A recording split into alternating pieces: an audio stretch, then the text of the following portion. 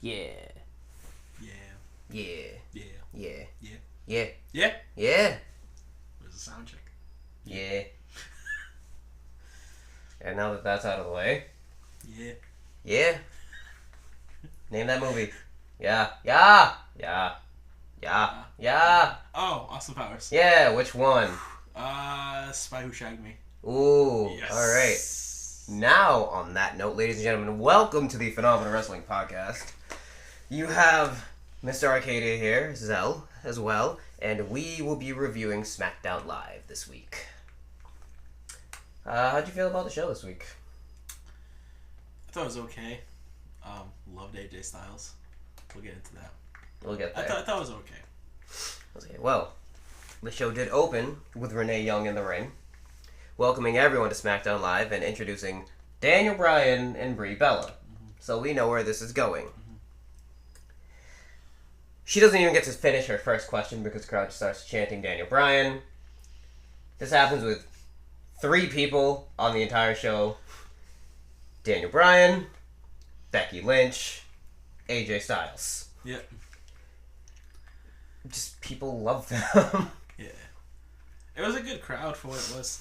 Unfortunately, it didn't stick out for another awesome show that airs only on the network. But But we'll also get to that. Ooh.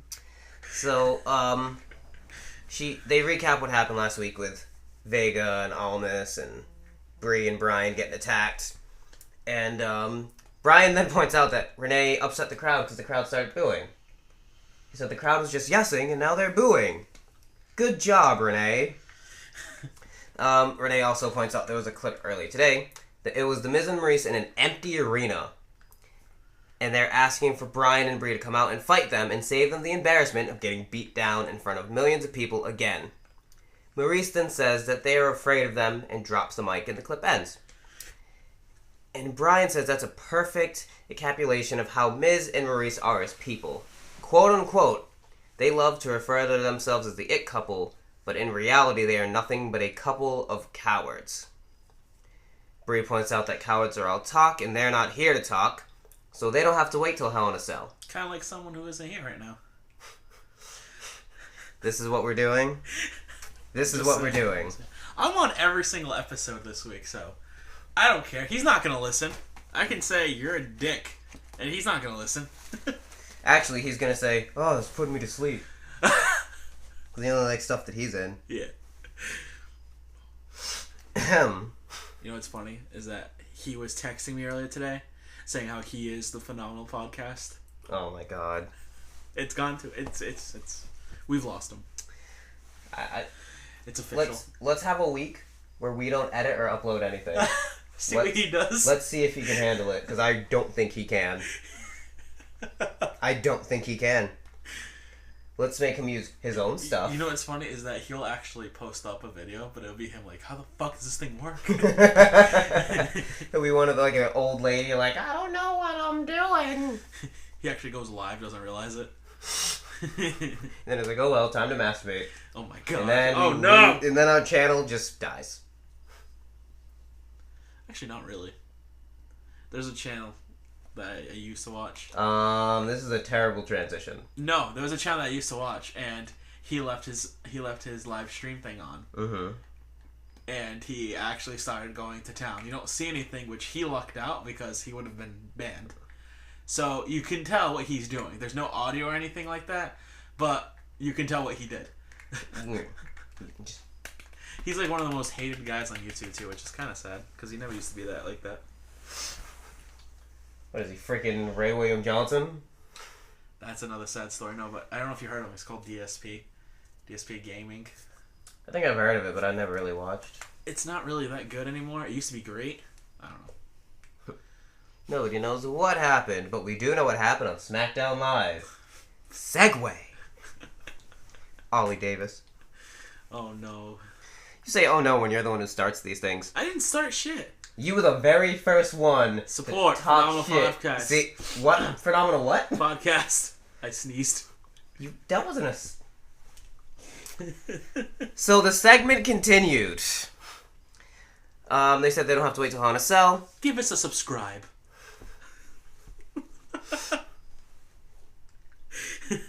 They said they don't have to wait till Hell in a Cell, and that Miz and Maurice can come fight them now. Bryan gets fired up. He says now's the time to fight, but the Miz and Maurice, they end up on the screen after Renee says that they've left the building. And then... Ooh, wait, I mixed that up. Because Almas and Vega come out first, saying that Brie and Bryan are crying in the ring about how unfair their lives are. Once again.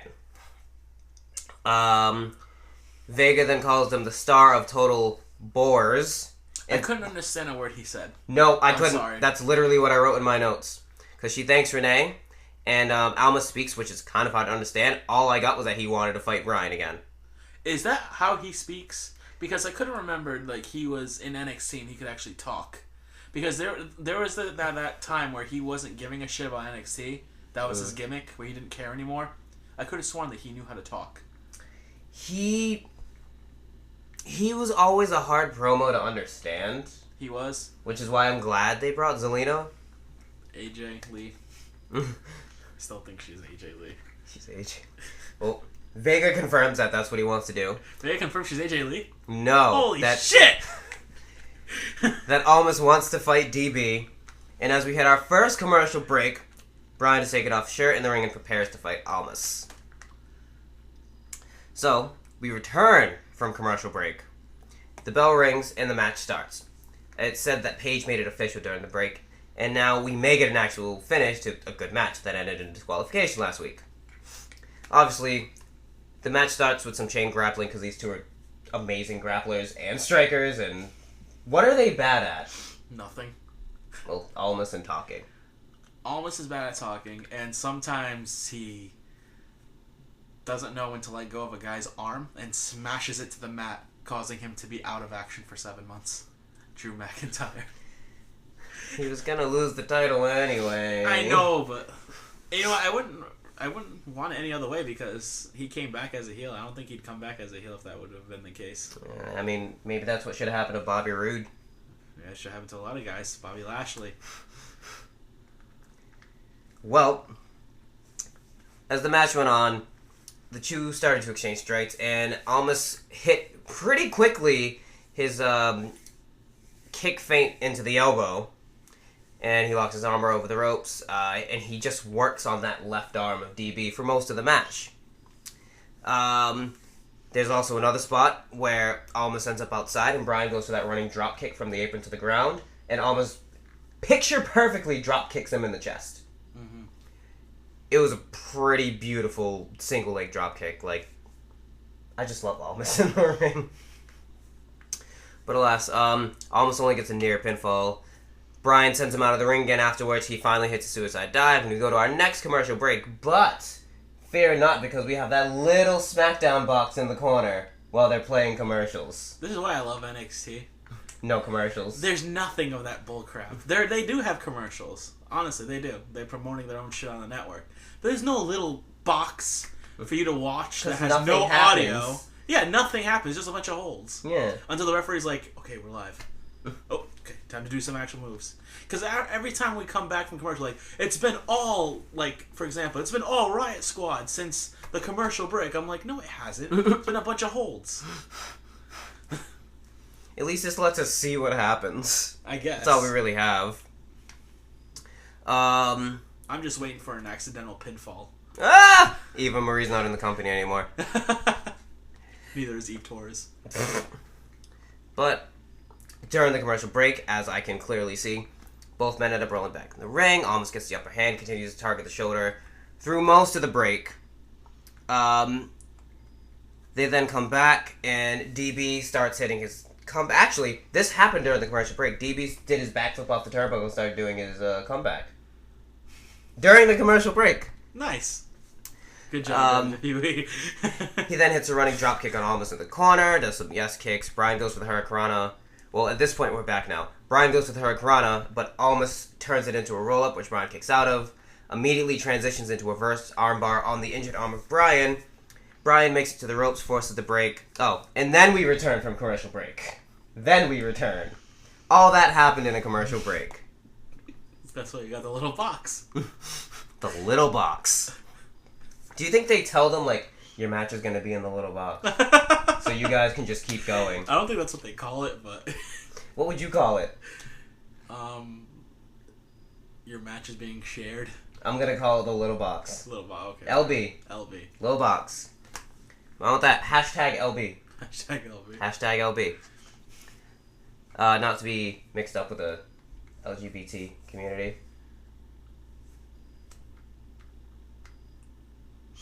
What? Okay. Good, go on. Oh, Jesus. Yes, because we only support lesbians and bis. That's all we support here. Any part of the other letter, A's and C's, nope. Sorry. The hell? This is why our podcast comes to an end. Yeah, Let's see. That's too far. That's too far. Now we're gender. Shanti. See, Brian makes it to the road. Yep, we're back from his break. Armis seemed to go for his moonsault, but Brian chops him down into the Tree of Woe. Brian hits some yes kicks before hitting a drop kick on Almas while still in the Tree of Woe. He tries to transition it into a back superplex, but Almas knocks Brian down and hits his double moonsault for a near fall. The crowd start to chant, "This is awesome." It's nice that they're starting to buy into Almas, but he can't. I'll make that point after the match. The two make it to their feet. They exchange kicks, which you don't really see nowadays, honestly, is an exchange of kicks instead of strikes. Yeah, that's true. Which, it works for them. They exchange kicks. DB gets the upper hand, starts hitting yes kicks, but almost rolls under the last one, and he flips him back of his head first into the bottom turnbuckle. He hits the running knees, goes for the hammerlock DDT, but DB reverses it, and he kicks him in the back of the head after Almas went for his feint kick into the elbow again. DB then hits the running knee, and he pins Almas. What I was going to say was, these people can't get behind Almas if he doesn't win. Yeah, I was going to say that as well. I don't like that Almas got... I don't know. It seems like he's tapped out multiple different ways. He's gotten pinned. I don't know what they're doing with him. He was on the top level of NXT. He put on the first 5-star match in how many years? 7? Yeah. That WWE and this is seen. how you treat him. I don't know. Like, they just need to let Almas loose, let Vega run down everybody on the roster, and let Almas do what he is really good at, and that's shine in that ring. They literally could have like a power couple in their hands, and they're just like, no, Miz and Maurice. Which I get, they're good, but it's like their time is like they're like at the end of their career. Yeah. Almas and Vega, they're just starting, and you need to like focus on that. They're just starting in WWE. I'm not saying like they're rookies or anything like that, but it's like you need to develop your new characters. That's your future of the brand. They say it every week. Selena says it every week. Andrade is the future of SmackDown Live. I hope. If they let him. Yes. Because at first, he lost to AJ, and I was like, taking the champ to the quote-unquote limits. I can see what you're trying to do here. Yes. And then it just went downhill from there. Yeah, and you can never get another match with AJ for the title. It wouldn't be true. It would be like, oh my god, this next threat's coming, and it's now Andrade versus AJ for the title. It's like, yeah, but AJ's beating him easily. He didn't even use his finisher. He just used calf crusher. He's not the first person he's tapped out to a calf crusher. I know, but that's like so demoralizing to a superstar.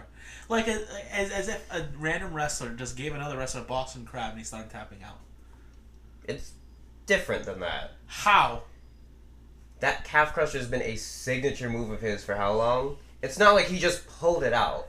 I get that. When was the last time we saw someone tap out to the ankle lock? To the ankle lock? Yeah. What's the last time Kurt Angle wrestled? Like, that's what I'm saying. You don't tap out to signatures unless it's your finisher. Like Becky Lynch and Charlotte, they have literally finisher moves that make you tap. Like Ronda Rousey. You don't just apply something and Alexa Bliss. tap out. Gotta say Alexa Bliss now. She doesn't really matter. She ended the match with the armbar. Fucking on a submission wrestler. Yeah. That's illogical. Yeah. Calf crusher. Cat pressure. I see it as he's tapped. It's a single leg crab. It's a single leg crab. That's what that is. It's worse than a fucking single leg crab. Been in it, it's worse. I don't know. But I would agree with you if he literally did just like put him in an armbar. Like AJ doesn't use an armbar. Yeah, but neither does Alexa. But she only did it because Ronda uses it. Even then, I don't agree with it. If she wants to use it, fine. But Natty should not have tapped out to that armbar. Well, Natty's in this transition of losing, and then she's gonna take it out on Ronda. Natty was born in the dungeon. I'm sure she was taught how to get out of arm bars at the age of 3. But she wasn't taught how to hold in her farts. So after the match ended, Brie comes in the ring with Bryan, and then she attacks Zelina Vega, who was just checking in Almas. Good. I'm glad. Why are you glad? Because there's only one AJ Lee. Oh my god. I'm pretty sure this is going to lead to a mixed tag match. I need to pin her to become United States champion. Stop it. Pretty sure this is going to lead to a mixed tag match next week. Since next week is the go home angle. Mm-hmm. Then the Miz and Maurice appear on the Titantron and they talk about how they're taking the night off to have a date night. And they're going out to this fancy restaurant. They rented it all out because they don't want to eat with these people in Detroit. The Miz says that they'll have to wait until Hell in a Cell to get embarrassed by them again. And they say, Arrivederci, Bellas, before ending the segment. That's how the show opened.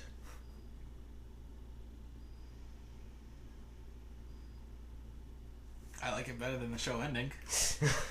Honestly, I thought it was okay. We knew they were going to come back. Right? Yeah. I mean, afterwards, I don't know. I just don't. I'm okay with it. I don't want to be tired of it, but I'm already getting tired of Daniel and Miz again. Like, just give Daniel what he's due. God damn it. Like Daniel said, can you really trust them to book a storyline through the WrestleMania? Like, I get how they're trying to keep it away from a singles match, but there's too much running in on each other. Yeah. And you know that Maurice will pin Brie, or Brie will pin Maurice. I don't think the guys are going to pin each other or make Definitely each other not. tap out. Definitely not. So, it's going to lead past that. And I still think that's going to lead to a match at Evolution. Between Brie and Maurice. Unfortunately. Because we saw how Brie looked on Monday. Yeah, and both of them don't have a match yet, right? You better thank your girl Sarah. She did the best she could. Dude. She did the best she could. I saw a butt cheek. I was like, "Hoo boy." I tell you what, you saw that butt cheek looking like a pork chop. Mm-hmm. Tell you what. Christ. So they hype up the match, the triple threat tag team match between Rusev Day Sanity and the Usos. Then up next, we're gonna have an interview with Charlotte Flair and Becky Lynch. We then get our second commercial break.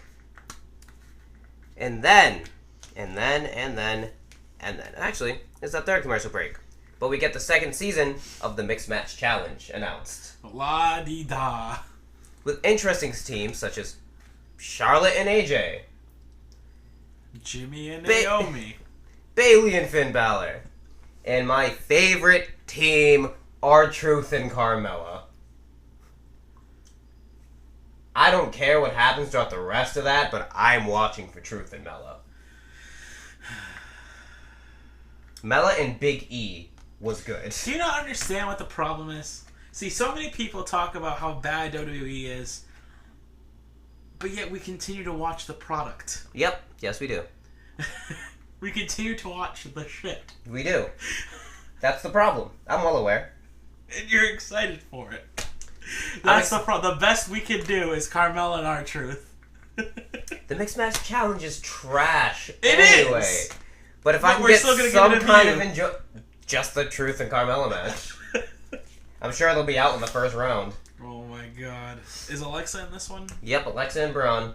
They're back. Alexa and Braun are back. Rusev and Lana, Jimmy and Naomi, Asuka and Miz. Oh my god! And why now not, you have, why not Miz and Maurice? And now you have... Why not DB and Brie? Because Miz and Asuka won it last year. I don't know about DB and Brie. But you got Sasha Banks and Bobby Lashley. That's racist. All they need is Shelton Benjamin. Benjamin. Poor guy. But they come back from that commercial and they talk about Connor's Cure as it's the awareness month. And then backstage, Daniel Bryan and Brie are leaving to go grab dinner at the same restaurant Miz and Maurice at. Daniel Bryan looks down at himself and he says, I hope they don't have a dress code. I think they have a dress code. They seem pretty fancy. So now we get our exclusive interview with Charlotte Flair and Becky Lynch, and Becky looking very not happy. I like it. I do too. They recap the past events with Charlotte and Becky. But you know what's funny? Is what happened to Becky? Poor Becky. She got screwed. She got screwed. She keeps losing. Why? We know why. Because she's Eric's bae. That's right. What happened as soon as she became Eric's bae? Lost. And lost. And lost. And lost. And she's going to lose again at Hell in a Cell. Spoiler. Oh, God. The interview starts. It is stated beforehand that Paige made sure they're in separate locations. Becky is immensely over with the crowd. All you can hear is the crowd chanting Becky's name. Tom first asked Charlotte how she processed her falling out with Becky Lynch, and she says that she won the title at SummerSlam, but she lost her best friend. She expected Becky to do the same thing in that situation, and she quotes Becky as saying, to be the best, you've got to beat the best. But Becky is just blaming her for losing, and it's convenient. Becky then responds to Charlotte asking, are you done, Queen? Or would you like more time in my spotlight? And Charlotte says that Becky was her equal. What is wrong with you? Yeah. Do you know whose arm that is? Yours? Seth Rollins. Oh, yeah. Ooh. Sucks for you, Seth. Did you see the ending to that? Yeah, I saw that spot. Oh my god. The Shield reunion is cursed. Just stop trying to do it. Yeah. Well, I mean, I'm pretty sure people would want a Shield reunion if it involved Roman getting hurt. I'm pretty sure if someone was last here, time he got the mumps. Yeah, he got away pretty clean. Yeah. But she asks she says, "Are you done yet, Queen, or would you like more of my time in the spotlight?" And Charlotte says that Becky was her equal, and that she doesn't know what it's like growing up in a shadow like Charlotte does. Becky put herself in the position of Charlotte's shadow, and she could have just asked for a title match. At this point, Becky laughs. My favorite part of the promo. She said, "I could have asked your majesty? Screw you." And the crowd popped heavily for that. She said an over PG word. Oh Yay! my god! But she then says that she's not a charity case, and Charlotte dares her to attack her again. But Becky says she's done playing, she is now taking. It was a full-time job being Charlotte's friend and dealing with her insecurities, like how she felt like she wasn't good enough to wear the robe. Newsflash, she's not. And Becky doesn't care what she has to do, but she's coming to win that title, and it's coming home with her. Charlotte says they will face off at Hell in a Cell. Did not say it was in Hell in a Cell. But when she looks across at Becky that night, she won't see her best friend. That is Becky... Oh, she won't see her best friend, and that is friends. Becky was never second best. But in the ring, she is. Becky tells Charlotte to shine up the title because she'll be taking it home from Charlotte, never to see it again. And Charlotte asks what her excuse will be when Charlotte wins this time. And that is the end of the interview. I like that they're not trying to portray Becky as a heel. They're just trying to portray her as a pissed off woman. I guess, because they figured, alright, this isn't going to work because the crowd loves her. Exactly, I'm glad they realized. Because if they kept going with Becky saying, you and these idiots just didn't support me, and it's like, we support you. Waste of time. Where did you hear that? Vince is retarded. It's just, it didn't make sense. Fire Roman. Just goes crazy. Vince is senile. Whoa. JBL's a bully. All right. That's too far. That's too far. No, it's not. We then had... And then we get a chance of All In too. All In too. All In. Stop it, damn it. All In. The damn DX. Ah! Austin! So this was a big down for the night. We got our second match. It was Naomi versus Peyton Royce along with Billie Kay. Why was it a down, Zell? Because nothing really happened in the match, and it's a waste of a superstar's potential. But we'll get to that. The Iconics cut the usual pre-match promo running down Naomi and insert your city here. Kay says that Naomi's favorite thing to do is get beat up by her, and Peyton goes, "No, me." And Billie goes, "No, me." And they go back and forth for a minute, and they go, "Oh, I get it now. Naomi." Terrible play on words. But it fits their character. They say that women on Smackdown will still understand that they are the future, and the future Why is... do they get a pass?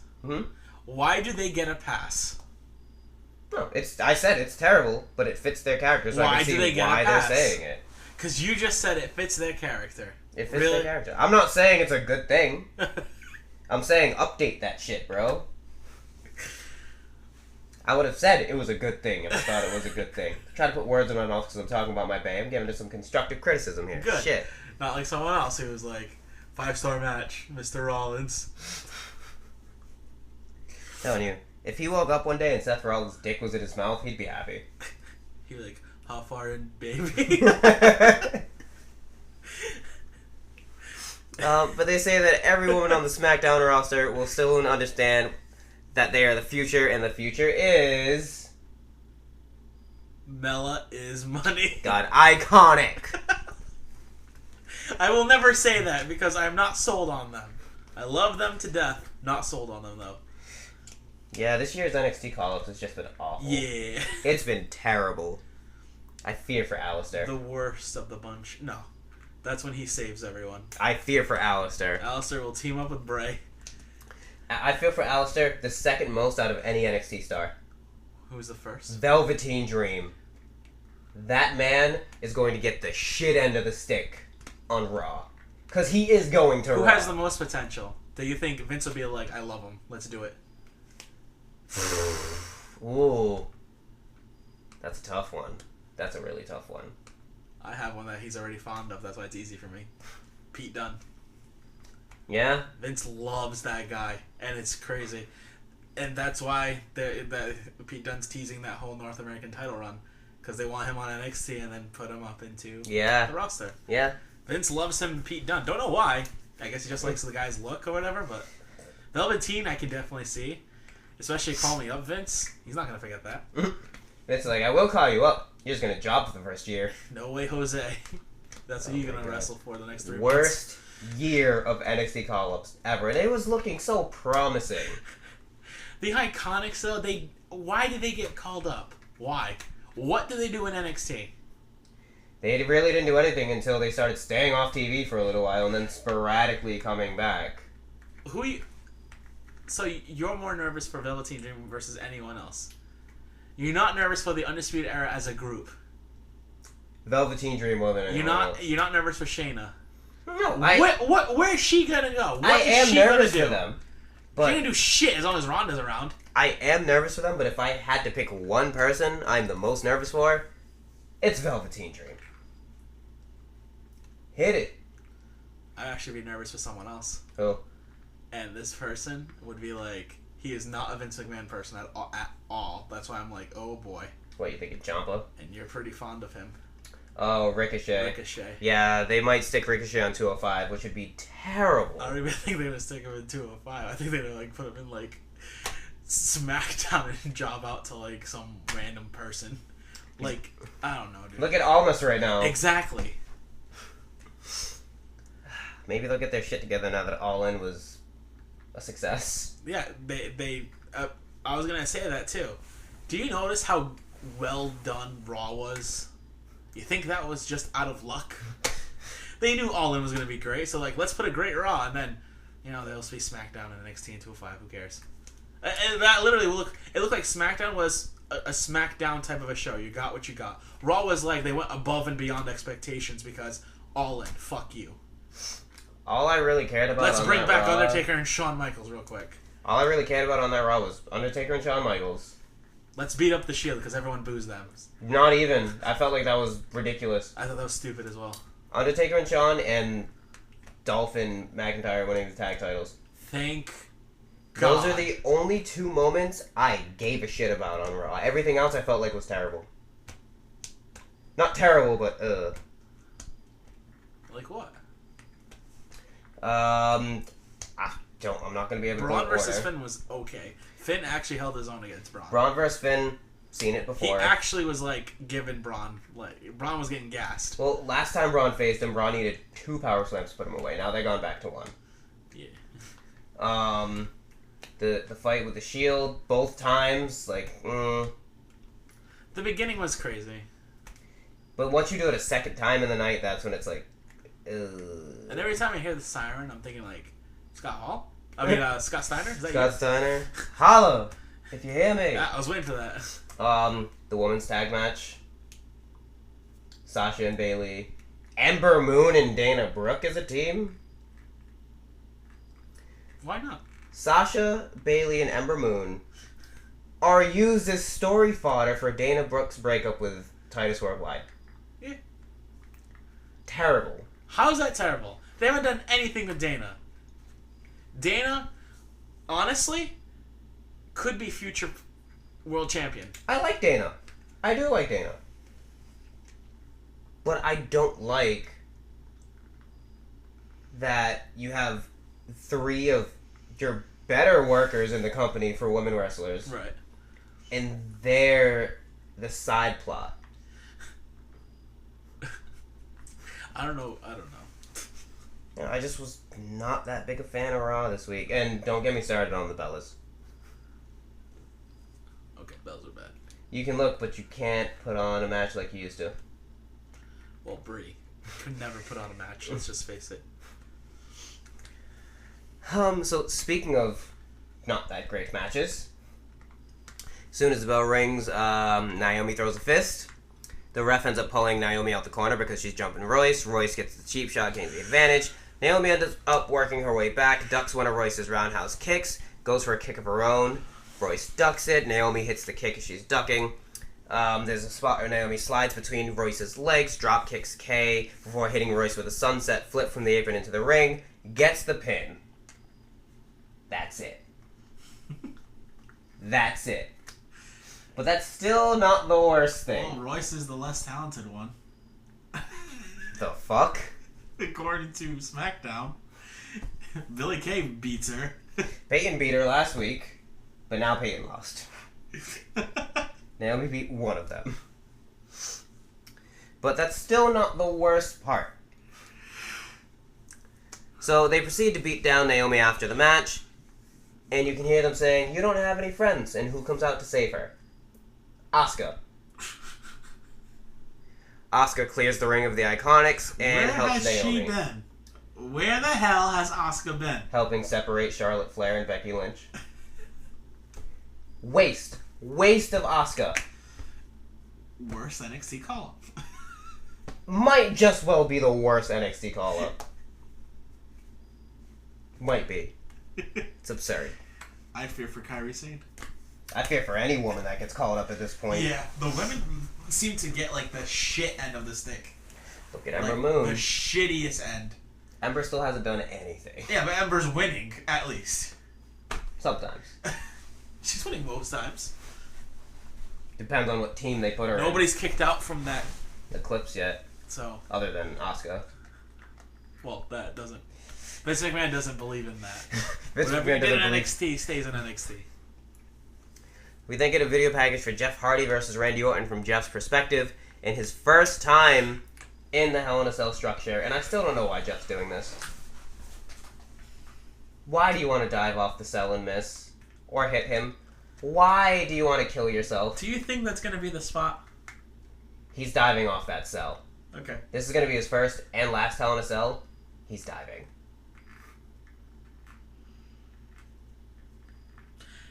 You know what's funny about that too? It's this time I'm gonna get you inside Hell in a Cell where your boys can't help you because it's only me and you in that. Really? Explain how Shane McMahon was able to get out of the Hell in a Cell, Braun. Explain how Jeff Hardy's gonna get out of the cell, Braun.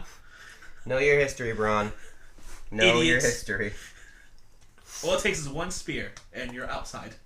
Or running power slam into the running cage. power slam. You're right outside where you said your boys won't help you.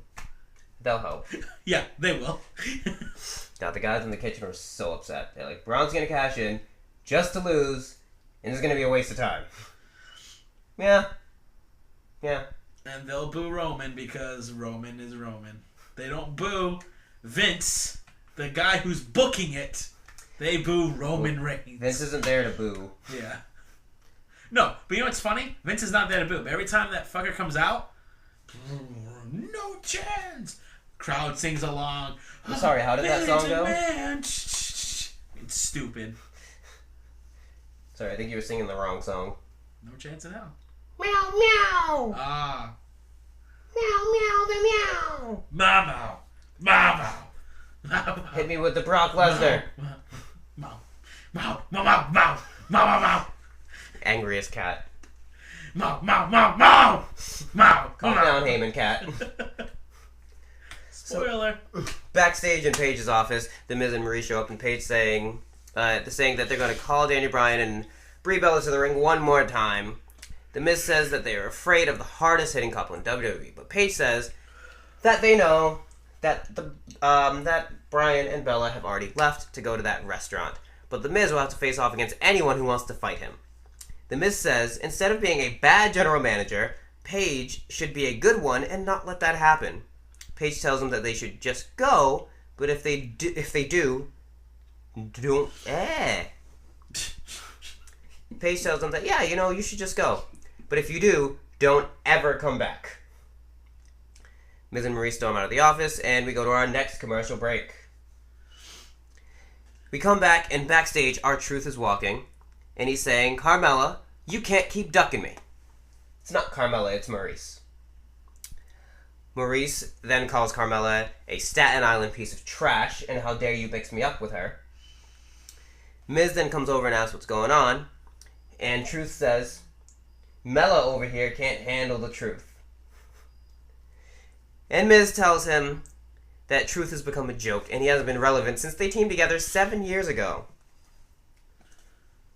And he says that he shouldn't talk to his wife like that. And Truth says, when did you marry Carmella? Miz goes off again, and then Truth says, I don't know what Carmella sees in you. We're running with this joke, but it's still funny. It is. I hope it leads to something great. What if he actually does pin Carmella? What if that's what happens in the Mixed Match Challenge? He pins her. Did I get my United States title? So then, Samoa Joe makes his way to the ring. What's the first thing he says? Oh, Wendy! Now, this is the biggest section of my notes. So give me some time here. So, Joe says that since AJ Styles isn't here... No. Come on. If this is the biggest section, you gotta do it like Joe. When I read the exact quotes, Okay. I'll Joe it, Okay, alright? Okay. So I'll start from the beginning. And then I want you to do the exact quotes for AJ as well, because you do his southern accent so well. So I'll start from the very beginning. The very first thing I wrote in my notes. Oh, Wendy! There you go. Okay. Joe says that since AJ Styles isn't here, the Styles family seems to have started to take his threats seriously. Joe says, Wendy, I know you're cradling young Annie in your arms, and she's trembling with all the horrible things you told her about Uncle Joe and what he does. Uncle Joe. Uncle Joe. But most importantly, Wendy, here's what I want you to look at. In the same room is your husband. Standing there, staring at the door, curtains drawn, locked up tight, probably with a baseball bat, just wondering when I'm gonna bust through that door. But he's got an ear open because he's a smart man and maybe I'll come through the back. But that's not gonna happen because, Wendy, I am not a monster, he says. He says that he isn't the man that she thinks he is.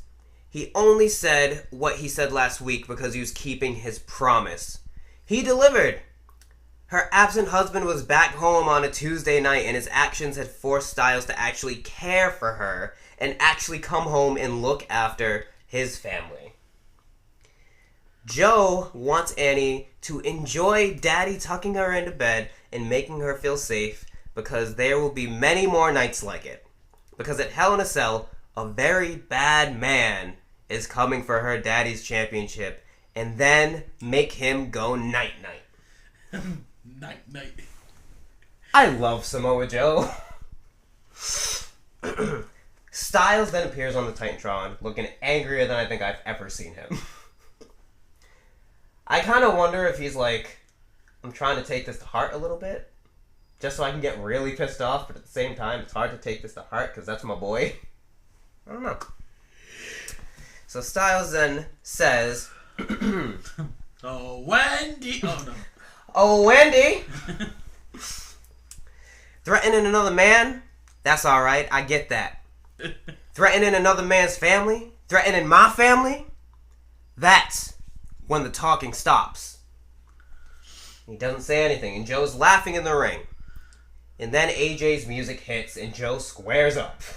He's like, oh, okay, here we go.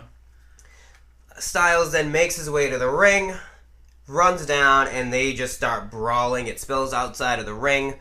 Joe throws Styles into the steps. He grabs a chair, but Styles hits a phenomenal forearm off the steps and takes down Joe before picking up that chair.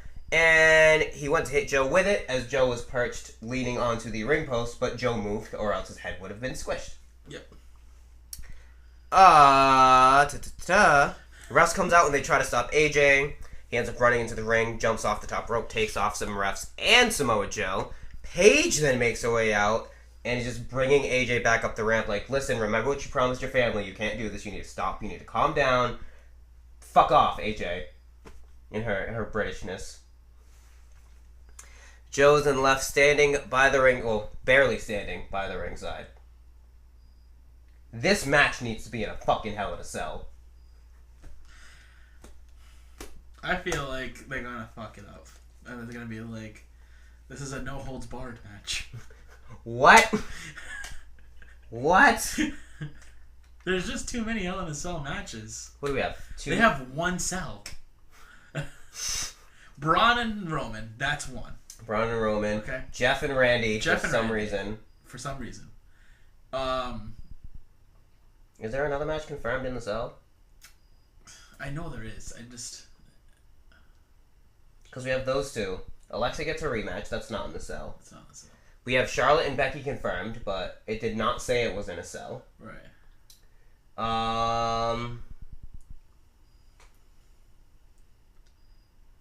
Is it just two matches? I just wonder if there's another match. What else would there even be? What's the Intercontinental title? Where is it on? Seth. But they're feuding with the tag team champions. Right. Well, let me see. DB and Brie versus The Miz and Maurice. Are in a Hell in a Cell? They are not in a Hell in a Cell. I was gonna say why. AJ and Joe, not confirmed in a Hell in a Cell. The New Day is going to have their tag match, not confirmed in a Hell in a Cell. I think it's going to be. You think so? Yes. I think it's going to be. Why do you think? One of the tag matches is going to be either the Shield and... I'm assuming the Shield are going to fight Drew and Dolph for the titles. But you're going to have the Intercontinental title not defended after you worked so much. It's not going to get defended. Oh my god. I don't think so. Because I can guarantee you next week on Raw, B Team will ask for that rematch and lose. Roman and Braun confirmed in Hell in a Cell. Rousey and Alexa, no Hell in a Cell. Jeff and Randy, Hell in a Cell. And then Charlotte and Becky, not confirmed Hell in a Cell. Okay. Could have sworn there was one more. Guess not. Joe and AJ. Joe, and AJ. You gotta say Charlotte and Becky. I'd still be okay with that one, Not but Joe and AJ, though. that's when I'm upset. But, I know you said you were really happy with this segment. I was. It refreshed it for me. It was like... It's the shit I like to see. Like the two guys beating the shit out of each other. And AJ, you can actually feel for him that he was like, I just had enough, and I'm just gonna kick your ass now. I've had enough. And I don't even know how Joe had that nasty, like, what, stitches? Yeah, I don't know what that was. Must have been a live event. Something must have went wrong. We then go back to backstage with R-Truth and Ty Dillinger. And Ty saying Carmella is right around the corner when Truth is saying you can't find her. He was like, she's right there. And Truth says, hey, do you know where Carmella is? And Carmella says that she is Carmella. Leave me alone, Truth. Truth then asks if they can have a truce for one night so she can accompany him to the ring to fight The Miz and other Carmella. And she said, what? Dillinger says, no, he means Maurice. And Truth says, no. Maurice is my cousin from Detroit. That girl was mean. Vicious. She called you Staten Island trash. And Carmella goes off, obviously. Carmella ends up saying that Maurice would be bagging groceries in Montreal if she wasn't married to The Miz. Which is false. So, Dillinger then goes, for the love of Kid Rock, what are you doing? Cheap pump. And Truth says, I'm teaching you a lesson. And he says, what could you possibly teach me? And Truth says, how to get into the main event of Smackdown Live. And Dillinger's like, huh, okay. Poor Ty. It's hard for me to feel bad for Ty. I guess that's true. He's engaged to my bae. Dun, dun, dun, dun. Another waste of an NXT call-up. Dun, dun, dun, dun. So it's announced that up next we're going to get our triple threat tag team match. We then come back from commercial break, and it's official. The Miz will face R-Truth in the main event, but will Carmella escort him to the ring? We will find out. We get another video package about the Hell in a Cell match between Hardy and Orton, but this time it's from Orton's perspective. So we then get our tag team match between Rusev Day, Sanity, and the Usos, and the winners will face the Bar next week, and the winners of that match will face the New Day at Hell in a Cell, not confirmed in Hell in a Cell. The combatants make their entrances, and we go right to commercial break. With the little side screen. Little screen. Is that what I called it? What did I call it? Little box. Little box. Right with the little box. LB. Hashtag LB. And no, not the other thing. Eric Young starts the match against Jimmy Uso, and quickly Rusev tags himself in on EY. EY does the same to Rusev, then Aiden English does it. And it starts off pretty fast-paced. English and Rusev are the first pair to seem to take control. Then the Usos get their turn. Then Sanity gets their turn. And they run through till the end of the commercial break. Another wasted talent. Another wasted call-up. We don't like talking about Sanity here. So the commercial break, as soon as we get back to the commercial break almost, Jay tags Jimmy and Dane tags EY. Let's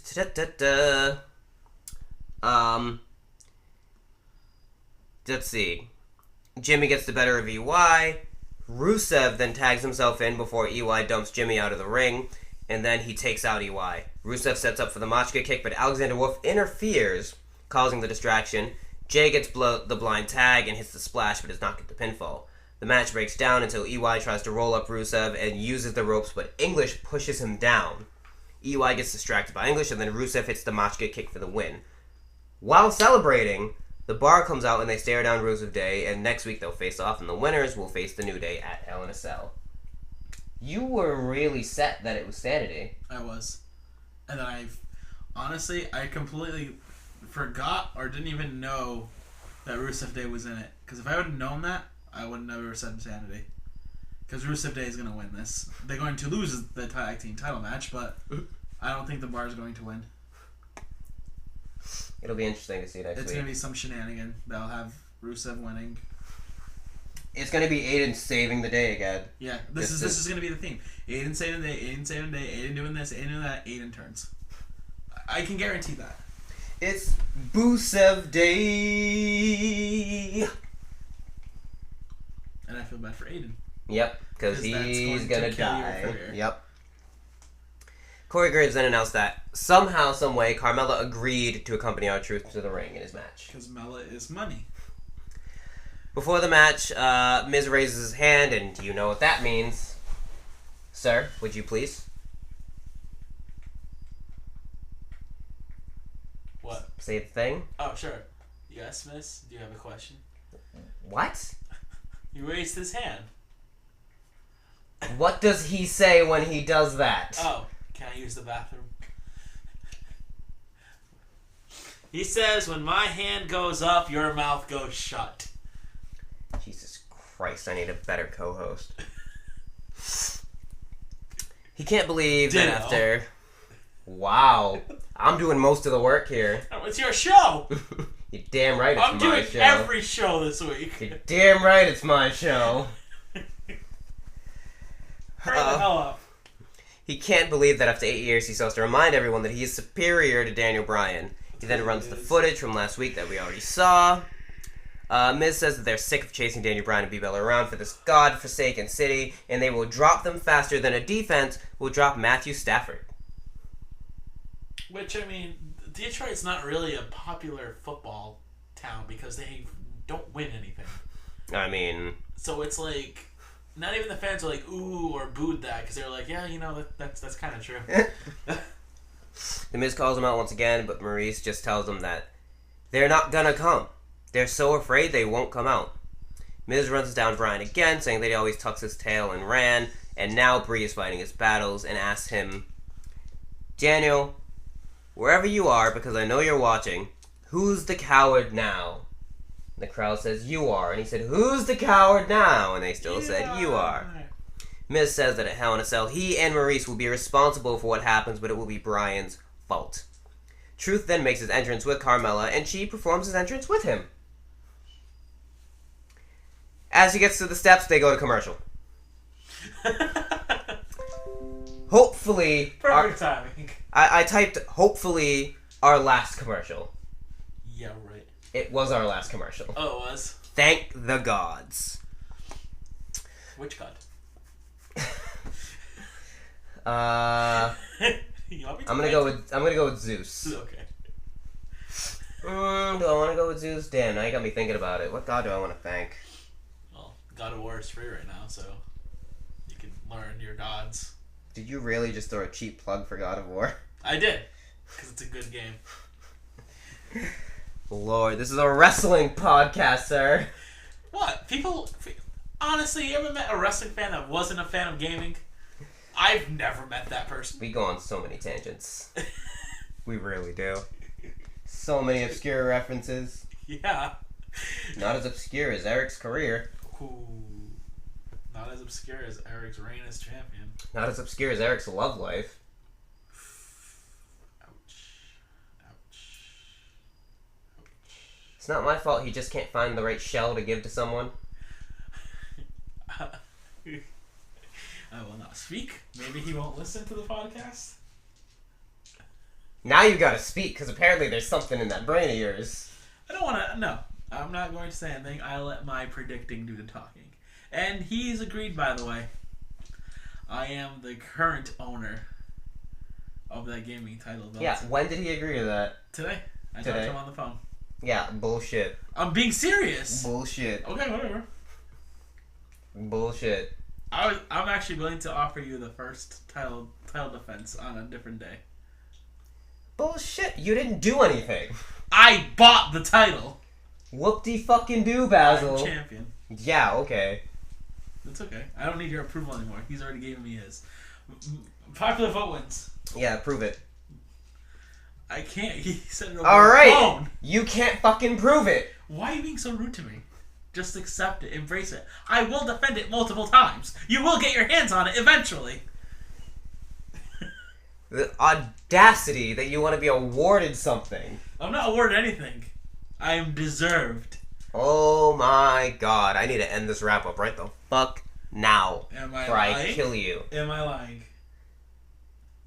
Yeah, no one deserves anything. You earn it here.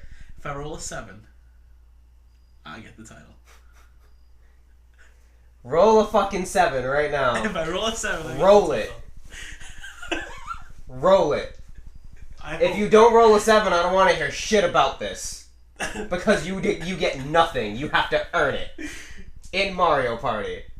4, 5, 6, 7. Oh my god! What Oh the my fuck? god! What Oh the my fuck? god! Oh my god, the champion! What the I'm fuck? the champion! Oh my god. I'm taking a picture for proof. Oh my god. I can't believe that just fucking happened. No fucking way. And I rolled it so fucking far. Fuck, no. No way. No. A 4 and a 3, baby. That's totally, no. No, no. 1, 2, 3, 4, Oh. 5, 6, 7. I'm gonna have fun. Like if we go to the casino for my bachelor party, I need to go there. Whatever they're doing, that's where we put our money. That's the movie I watched last night. It was El Dorado, and they were rolling with loaded dice, and he kept saying, "Show me 7." That's what came into my head. I was like, if I roll a 7, I'm the champion. What happens, El? Ladies and gentlemen, this is day 1 of the gaming champion. Finish the Smackdown review for me. Where are you? The match, the start of the match. It's in this fuckery. Yep, you just finished running them down. Our last commercial break, hopefully, right there. Hopefully.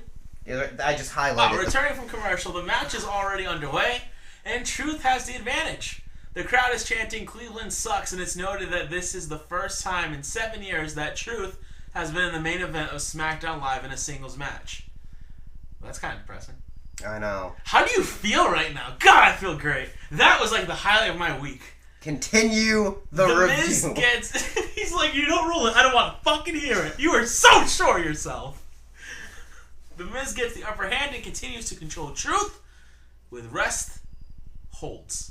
Eventually hitting the yes kicks in the corner. Miz goes up to the top and hits Truth and transitions into the yes kicks, but misses, and Truth gets the upper hand and starts his comeback. Truth picks up the pace and flies around the ring. Miz ends up hitting his DDT on Truth and sets up for Bryan's running knee, and Truth counters with a spinning calf kick. Miz puts Truth back down and prepares to take out Truth, but Bryan's music hits and Truth rolls up Miz for the victory. Bryan and Brie end up running into the ring and jump Miz and Maurice, but Vega and Almas make the save. Miz and Maurice get away while Almas and Vega beat down Bryan and Brie until they both end up in a yes lock. Both tap out. Burp. Brie and Bryan releases the hold and stare down Miz and Maurice as the camera fades out. Yeah, that was SmackDown. Zell, did you not witness the glorious thing that just happened just now? I am now, no questions asked, the gaming champion. Proof right there in this phone, on this podcast, and you. Proof that I rolled a 7 and it came up 7. Is that true? It's true. You rolled a 7. I'm not gonna deny it. You did it. I'm not gonna take that away from you. You rolled a fucking 7. You earned that shit. Luck or not, you earned it. Double or nothing? What's the double or nothing? I don't know. I don't even want double. There's no way I can do that again. Okay, so that was SmackDown in a nutshell. What is your rating, Sir Zell? It was a solid show. Come on! Show some enthusiasm. Giving it like a solid 80. Alright, so we're going to combine the show with... Well, what do you think, sir? I can give it a... What'd you give it? 80, B minus. B minus. It's all... Just on the cusp. You always give it B minuses. It's always just on the cusp. It's never like terrible. And it's never It's amazing. never amazing. Yeah, I agree. it's consistent. I give it a B minus. Alright, so we'll jump right into 205 Live. Because that's what happens after SmackDown.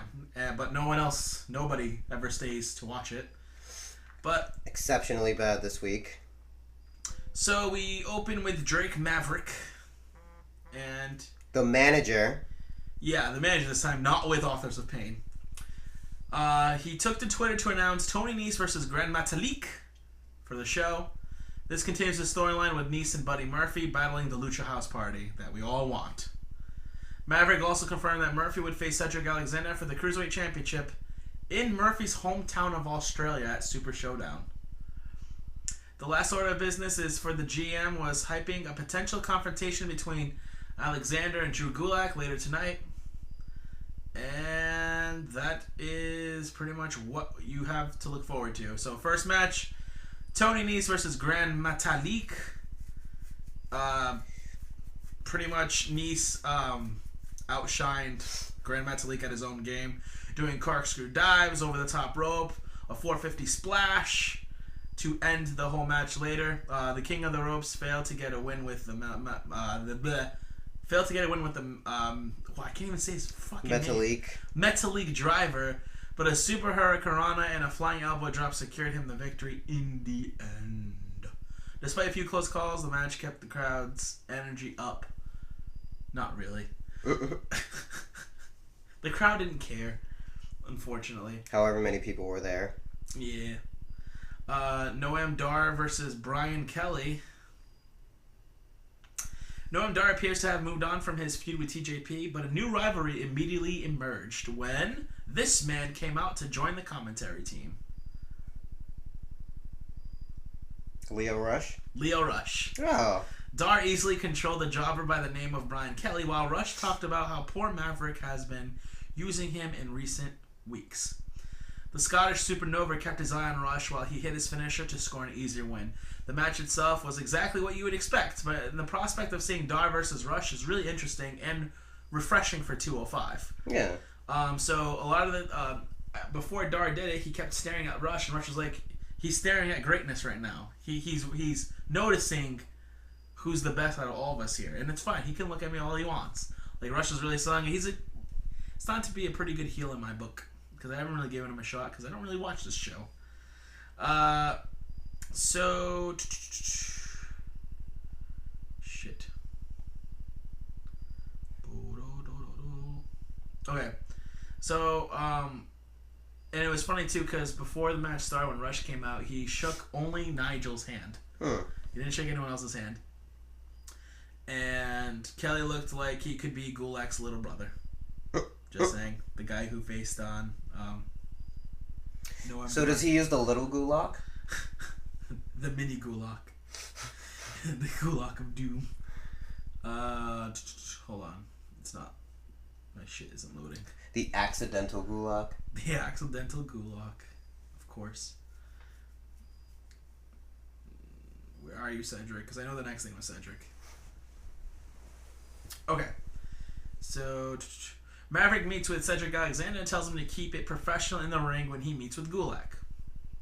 And it's announced for next week we will see Buddy Murphy face Grand Metalik. So the Cruiserweight champ comes out, calls out Gulak, and he doesn't get Gulak. He gets this guy instead. Which guy? You tell me. I don't know. Come on. There's only like 20 members. Fucking Buddy Murphy? TJP. Oh. TJ is sick of waiting in line for a chance to regain the title. Drake comes out and says he makes the matches. He wouldn't normally do this, but he's booking TJP versus Alexander right now. And if TJP wins, he gets a title shot. Cedric Alexander defeated TJP via pinfall following the lumbar check. Afterwards, Gulak arrives ready to fight. Gentleman Jack Gallagher jumps the champ, but Cedric fights him off.